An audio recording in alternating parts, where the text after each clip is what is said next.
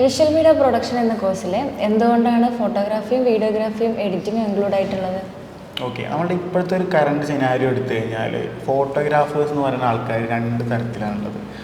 ഒന്ന് പാഷനായിട്ട് വരുന്ന ആൾക്കാർ, രണ്ട് പ്രൊഫഷണലായിട്ട് ഫോട്ടോഗ്രാഫി കണ്ടിട്ട് അതിനൊരു കരിയർ ഗ്രോത്ത് ആയിട്ട് അടിപൊളിയായിട്ട് പോകണമെന്ന് ആഗ്രഹിക്കുന്ന ആൾക്കാർ.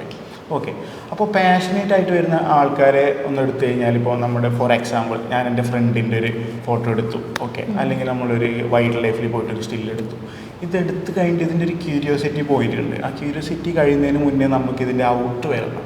അപ്പോൾ ഇത് എഡിറ്റ് ചെയ്യാൻ അറിയില്ലെങ്കിൽ നമുക്ക് വേറൊരാളുടെ സഹായം എഡിറ്റ് ചെയ്യേണ്ട സന്ദർഭത്തിൽ ആവശ്യം വരും. അപ്പോൾ നമുക്ക് എഡിറ്റ് ചെയ്യാൻ അറിയെങ്കിൽ നമുക്ക് ഇഷ്ടമുള്ള സമയത്ത് നമ്മളുടെ ഔട്ട് നമുക്ക് എഡിറ്റ് ചെയ്ത് ഔട്ട് ഇറക്കാവുന്നതാണ്. അതാണ് അതിൻ്റെ ഒരു പ്രത്യേകത. പിന്നെ നമ്മൾ പ്രൊഫഷണലായിട്ട് എടുക്കുന്നത്, ഇതിനൊരു കരിയറിൽ ഒരു ഗ്രോത്ത് ഉണ്ടാവണം, ഒരു ബിസിനസ് സ്റ്റാർട്ട് ചെയ്യണം. അപ്പോൾ പ്രൊഫഷണലായിട്ട് എടുക്കുന്ന ആൾക്കാരെ എടുത്തു കഴിഞ്ഞാലും അതും രണ്ടായിട്ട് ക്ലാസിഫൈ ചെയ്യാം. ഒന്ന് ഫ്രീലാൻസ് ആയിട്ട് വർക്ക് ചെയ്യുന്ന ആൾക്കാർ, രണ്ട് ഒരു കമ്പനിയിൽ ഹയർ ചെയ്യപ്പെട്ട് അവിടെ ഒരു കരിയർ ഉണ്ടാക്കി അങ്ങനെ ജോബ് ബിൽഡ് ചെയ്ത് പോകണമെന്ന് ആഗ്രഹിക്കുന്ന ആൾക്കാർ. ഫ്രീലാൻസ് ആയിട്ട് ചെയ്യുന്ന ആൾക്കാർ എടുത്തു കഴിഞ്ഞാൽ ഫോർ എക്സാമ്പിൾ ഇപ്പോൾ നമ്മളൊരു ഇവൻറ്റ്, ഒരു വീഡിയോഗ്രാഫർ ഇവൻറ്റ് ഷൂട്ട് ചെയ്ത് വന്നു, നമ്മുടെ വർക്ക് പ്ലേസിലെത്തി. വർക്ക് പ്ലേസിൽ എത്തിക്കഴിഞ്ഞിട്ട് പിന്നെ നമ്മുടെ ബിസിനസ്സിൽ ഏറ്റവും ഇമ്പോർട്ടൻ്റ് ആയിട്ടുള്ളൊരു കാര്യമാണ് പ്രൊഡക്റ്റ് ഡെലിവറി എന്ന് പറയുന്നത്. നമ്മുടെ ക്ലയൻറ്റിന് എത്രത്തോളം നേരത്തെ പ്രൊഡക്റ്റ് ഡെലിവറി ചെയ്യാൻ പറ്റുമോ നമ്മളുടെ ബിസിനസ്സിന് ഗ്രോത്ത് എത്രത്തോളം ഉണ്ടാകും. അപ്പോൾ വീഡിയോഗ്രാഫർ ഇത് ഔട്ട് എടുത്ത് ലൈക്ക് വീഡിയോ എടുത്ത് വന്ന് വർക്ക് പ്ലേസിൽ എത്തിക്കഴിഞ്ഞ് ഇത് എഡിറ്റ് ചെയ്യാൻ പിന്നെ ഒരു തേർഡ് പാർട്ടിയുടെ ആവശ്യം അവിടെ വേണം. അപ്പോൾ അത് നമുക്കത് എഡിറ്റ് ചെയ്യാൻ അറിയെങ്കിൽ അത്രയും നമുക്ക് ആ ടൈം സേവ് ചെയ്യാൻ പറ്റും. അപ്പോൾ എത്രത്തോളം ഇത് നേരത്തെ കൊടുക്കുന്നു അത്രത്തോളം നമ്മുടെ ബിസിനസ് ഗ്രോ ചെയ്തുകൊണ്ടിരിക്കും.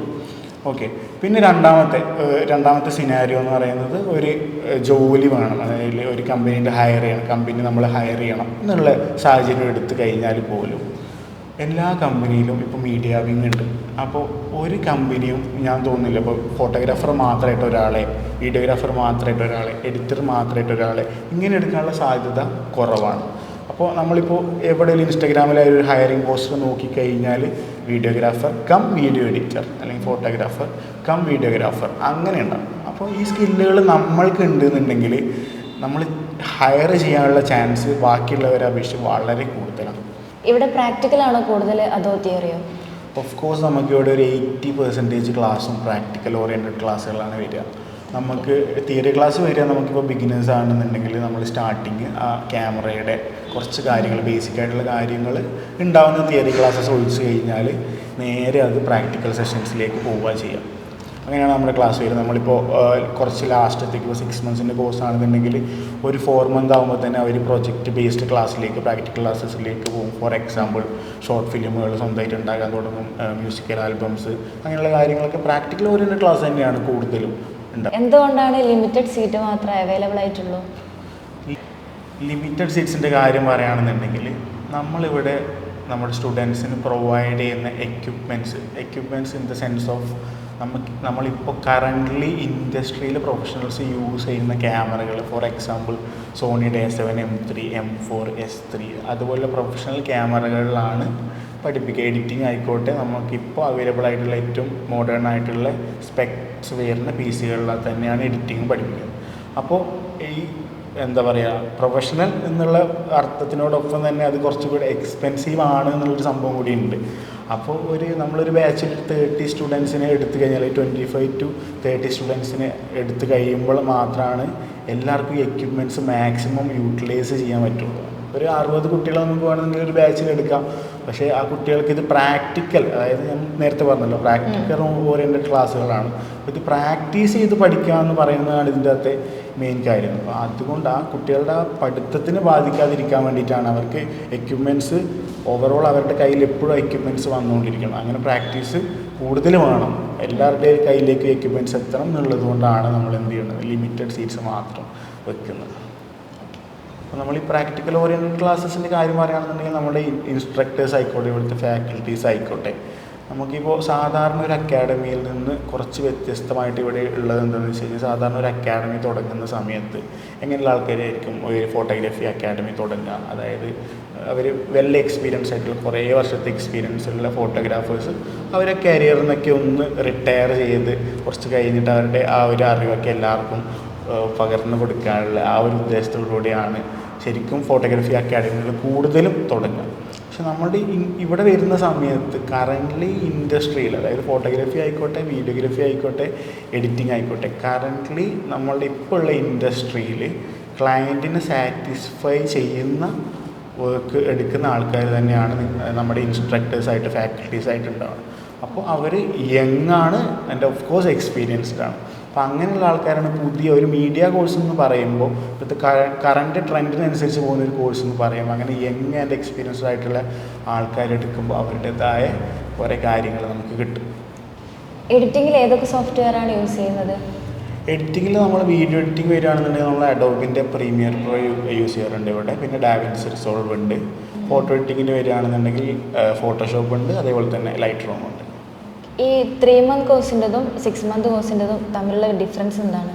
ഓക്കെ, ഇത് കുറേ ആൾക്കാർക്കുള്ള ഡൗട്ടാണ്, എന്താണ് 3 month കോഴ്സിൻ്റെയും 6 month കോഴ്സിൻ്റെയും തമ്മിലുള്ള ഡിഫറൻസ് പറഞ്ഞാൽ, ബേസിക്കലി പറയുകയാണെന്നുണ്ടെങ്കിൽ 3 month കോഴ്സ് എന്ന് പറയുന്നത് ഒരു ക്രാഷ് കോഴ്സാണ്. അതായത് ഒരു ബിഗിനർ എന്ന നിലയിൽ ഫോട്ടോഗ്രാഫി, വീഡിയോഗ്രാഫി, എഡിറ്റിംഗ് എന്നതിൻ്റെ കുറച്ച് കാര്യങ്ങൾ പഠിച്ച് പോകാൻ പറ്റുന്ന ഒരു ചെറിയ ക്രാഷ് കോഴ്സാണ് 3 month വിഷ്വൽ മീഡിയ പ്രൊഡക്ഷൻ എന്ന് പറയുന്നത്.